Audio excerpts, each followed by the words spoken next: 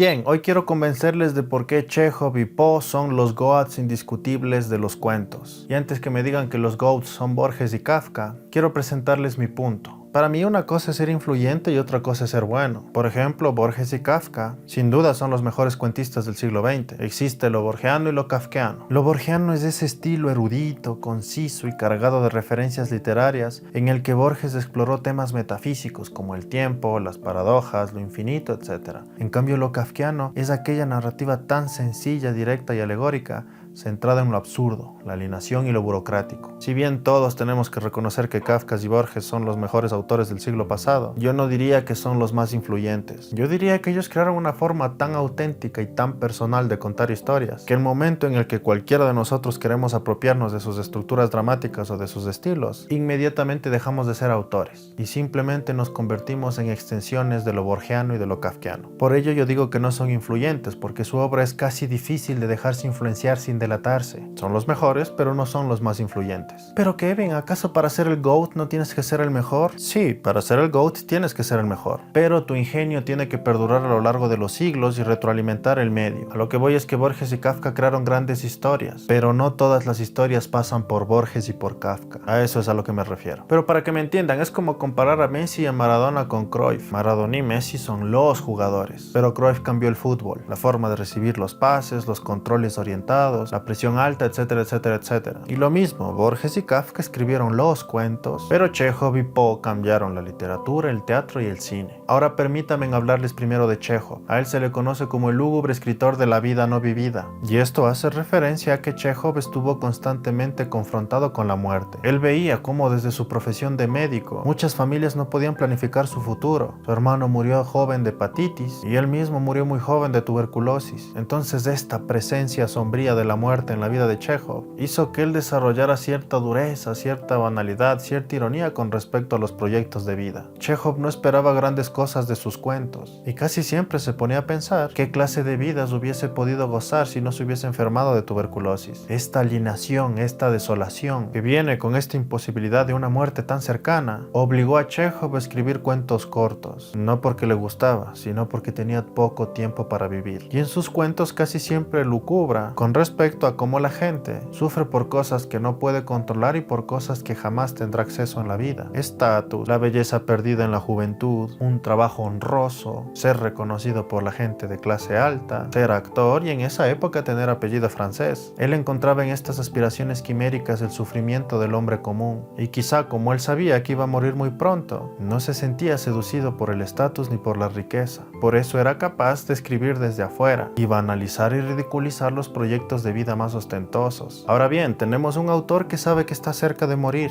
lo cual le da poco tiempo para escribir sus obras. Además, por su profesión de médico, es un profundo analista de cómo las aspiraciones y la muerte hacen miserable al hombre. Y entonces, con estas características, Chekhov tenía que primero escribir cuentos cortos pues no le daba el tiempo, y al mismo tiempo tenía que en pocas páginas añadir una gigantesca profundidad psicológica a sus personajes. Y entonces lo que hizo Chekhov fue colocar el autoanálisis shakespeariano pero en primera plana en un cuento. Ese es el gran logro de Chekhov, conseguir esa profundidad humana de Shakespeare, pero en pocas páginas, y retratar ese autoanálisis desde la cotidianidad, desde la banalidad, con descripciones precisas del paisaje. A lo que voy es que antes de él nadie había hecho eso, exceptuando evidentemente a Poe o a Guy de Maupassant. Para Shakespeare era muy fácil profundizar en la psicología de sus personajes a través de esos grandes soliloquios escritos en verso blanco. Sin embargo, para la época de Chekhov, esos monólogos shakespearianos ya se veían un poco anticuados, daban cringe. Es como si la escena del Joker hubiese sido escrita en verso blanco. ¿Qué obtenéis al nutrir a un loco disparatado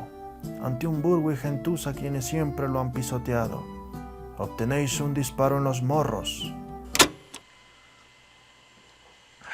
Si leen La novia o La dama y el perrito de Chekhov, podrán percatarse que Chekhov ya conocía los círculos de dopamina. Es curioso, pero cada vez que sus personajes sospechosamente consumían mucho alcohol, dulces o tenían mucho sexo, inevitablemente se aproximaba una introspección muy melancólica. Chekhov fue uno de los primeros escritores en no detenerse en descripciones mundanas. Él sabía que ya existía la fotografía y existían las postales, que ya no era necesario el pragmatismo de Dickens o de Solá para describir el paisaje. Chekhov sabía que en este este mundo post-fotográfico, la descripción del paisaje tenía que servir para entender la emocionalidad del personaje, ya no para ubicar espacialmente al lector. Sabía que los símbolos tenían que resumir significados, sabía que las descripciones pomposas de los realistas franceses solo les importaba a los lingüistas, a los filósofos y a los aristócratas de San Petersburgo, pero los lectores comunes y corrientes solo querían ver procesos emocionales genuinos de gente genuina. Chekhov es el maestro del subtexto, tiene un subtexto fríamente calculado y pragmático, y utiliza símbolos no porque quiera alardear de su inteligencia metafórica y alegórica, sino que simplemente desarrolló este subtexto para naturalizar las interacciones entre sus personajes y para poder contar las historias sin aspavientos. Chekhov no es intrincado, Chekhov es muy humilde en su descripción. Y por todas estas razones, Chekhov es el escritor ruso más influyente de todos los tiempos. Chekhov es lo que es gracias a Stanislavski, a Hemingway, a Mark Twain,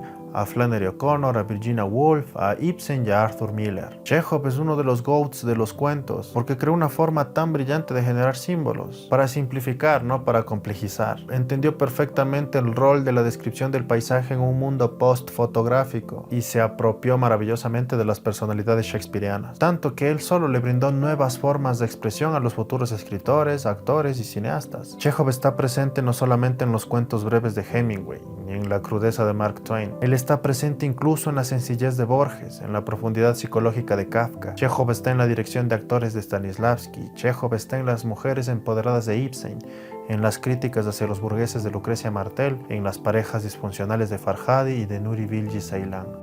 Y bien, espero que les haya gustado este video. Espero que hayan aprendido algo nuevo sobre los cuentos, cuentistas y cómo escribir cuentos. Pero dime, ¿estás de acuerdo conmigo? ¿Crees que existen otros GOATs de los cuentos además de los que te conté? Déjame saber eso en los comentarios. Y también recuerden que este libro es patrocinado por mi libro, El Paradigma Chekhoviano, un ebook diseñado para que puedas crear personajes con filosofía, crear filosofía con personajes, poder mejorar tus análisis dramáticos, tu lectura comprensiva, etcétera, etcétera, etcétera. Entonces, si están interesados en adquirirlo, pueden entrar en el enlace que está en mi biografía. Este video fue patrocinado gracias a Bárbara Bustamante, a Semoga Sass, a Miguel Realpe, a José Romero y a Georgina Martínez. Muchísimas gracias por su apoyo.